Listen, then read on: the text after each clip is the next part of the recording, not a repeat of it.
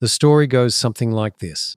In February 1947, Admiral Richard E. Byrd, decorated pilot, polar explorer, and national hero, took off from a base in Antarctica on what was described as a routine reconnaissance flight. With him was his radio operator. For 3 hours, everything was normal. Then Byrd spotted a stretch of yellowish ice and adjusted course to investigate.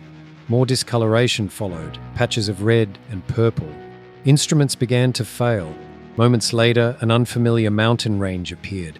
Beyond the peaks, the terrain opened into a vast valley. A river cut through rolling green hills.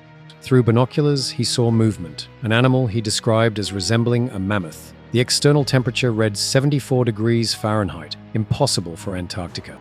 The sun was no longer visible, and the light around them had changed entirely. As the ground leveled out, a city appeared in the distance. Then, the plane felt strange. Light, buoyant.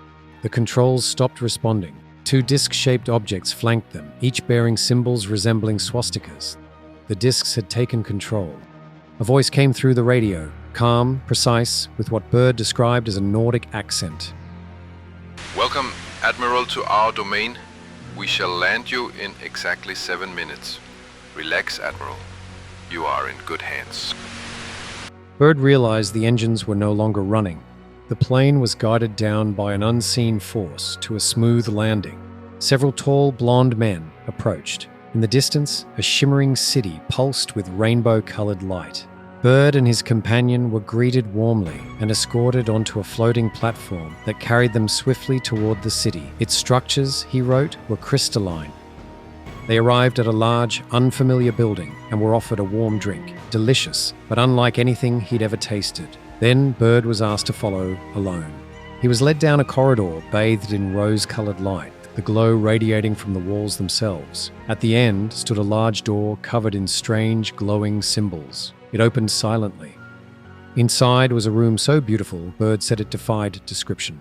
At a long table sat a being referred to as the Master. The Master told Byrd that he'd been granted access because of his integrity and reputation. His people were called the Ariani, and they lived in a hidden realm beneath the Earth's crust. They had observed the surface world for centuries, but had chosen not to interfere, until humanity detonated its first atomic bomb.